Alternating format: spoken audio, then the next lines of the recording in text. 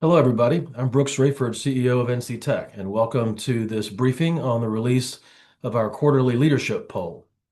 For the past few years, we've conducted a quarterly poll that asks some consistent questions about general business sentiment from those who are leaders within our membership.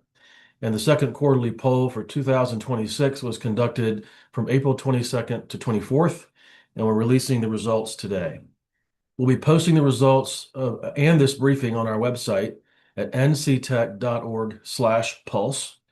We polled about 300 people made up of members of our board of directors, board of advisors, tech CEOs of North Carolina headquartered tech companies, and leaders of large tech hubs or sites in North Carolina, but whose companies are not headquartered here.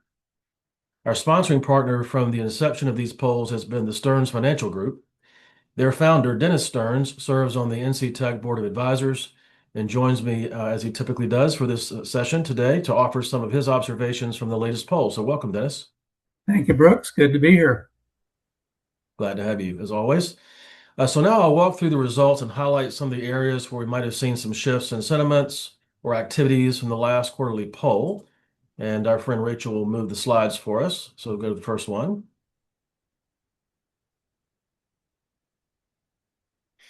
We ask a few demographics questions to start off with. So the first is, what best depicts the number of North Carolina-based employees in your organization? And you can see there's a fairly broad distribution here. Our respondents probably skew a little bit larger in size in terms of the companies, their organizations they work for, than the overall business community. But you can see there the distribution. If you'll move to the next slide.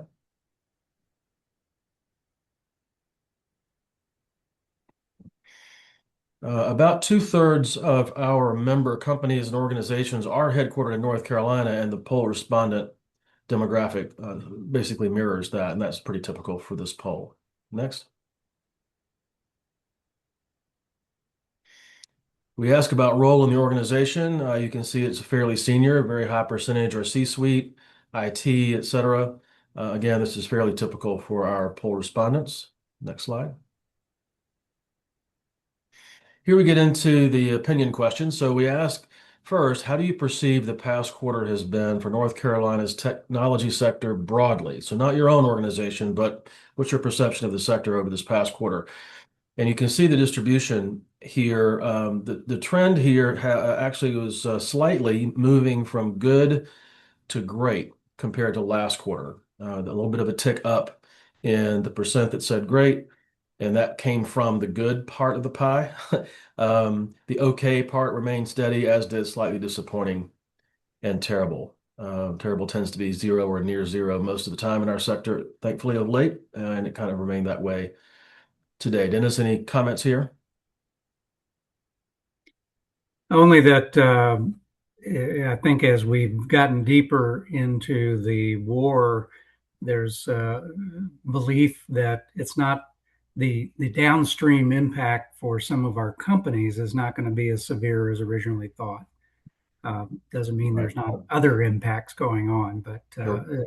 yeah, from the direct technology business impact, not as bad as some had feared. Yeah, and there's a companion slide that's next. So Rachel, if you'll move to that one. We also asked people, this is how was the past quarter for your organization specifically? Again, you can see the spread here, but the trend here is that there's been a slight shift from okay to slightly disappointing. Good remained very consistent, actually went up a point.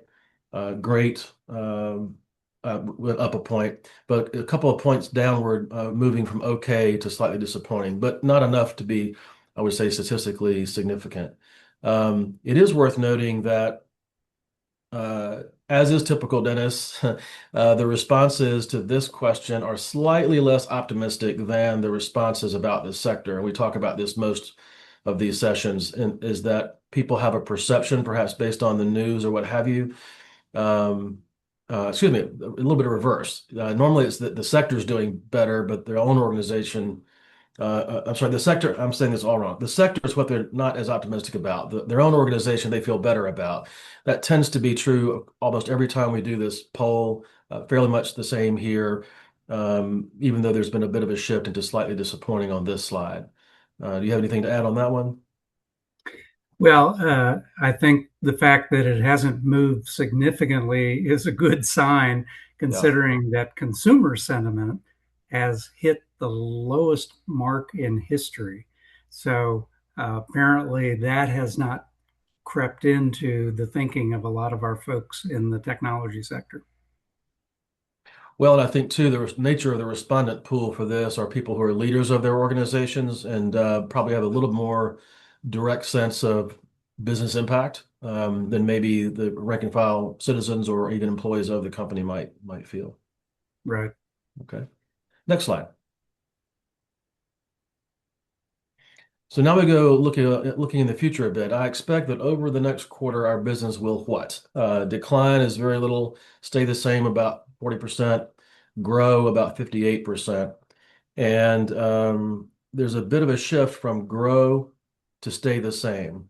So last quarter, those that said grow were 67%. So about a 9 point drop in the growth optimism. Stay the same. Uh, Grew from 31% to 39%. So that's where the shift occurred here. So that this may be where some of the temperance is showing up.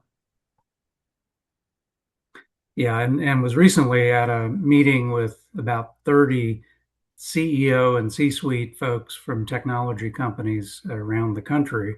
And it seemed like the biggest issue that they wanted to talk about was change and disruption. Um, Disrupting themselves and their own businesses, disruptions from competitors. So, again, this is probably reflecting more trends going on in technology than it is some of the outside influences. Mhm. That makes sense. Okay, Rachel, next. Here we ask a question that gets at hiring trends. So is your organization reducing headcount on a net basis, maintaining headcount, or increasing on a net basis? You see the breakdown here. The small numbers underneath show the change from the last time a poll was the last quarterly poll. So a bit slight increase in those that are reducing headcount, but still only about 10%. Maintaining headcount went up, and the increasing went down. So that's where the shift happened here. Most of the points that moved moved to maintaining headcount, and about 1 point's worth went to reducing headcount. Still a pretty strong report if you were to consider that 90% plus are saying we're holding our own or growing our headcount. Right. And, we're still in that no hire, no fire kind of zone for a Right. lot of companies, but technology has been the leader in starting to reduce the number of new people hired and also shifting the role of existing people in the organization. AI is a little bit of that, but we haven't. I mean, we're early innings in that. It really has been other factors that have caused many tech companies to Mhm. make those decisions to maintain more than hire. Right. Okay.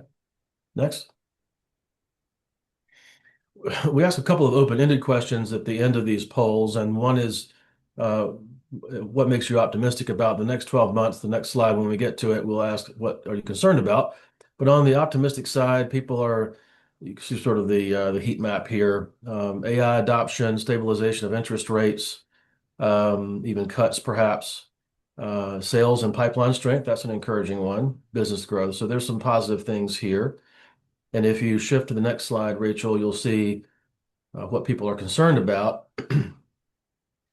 And interestingly, there's not a lot of overlap. Normally, Dennis, we see some of the same words. Some people are optimistic about inflation, other people are pessimistic about inflation. So that word might show up on both slides. But in this instance, there was really a distinction between what people are optimistic about in general and where they are concerned. Obviously, global conflict, geopolitical instability is high on the attention span right now because of what's going on. Some talent references in here.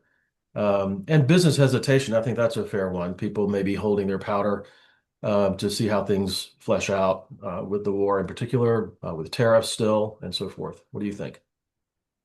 Yeah, absolutely. We're seeing a lot of that in the C-suite, and it is interesting that talent shortages has kind of blipped up on the radar, given what we were talking about a little Right. earlier about talent shifts going on. It is. It is. Yeah. All right. That may bring us to the end. Rachel, if you move to the next slide.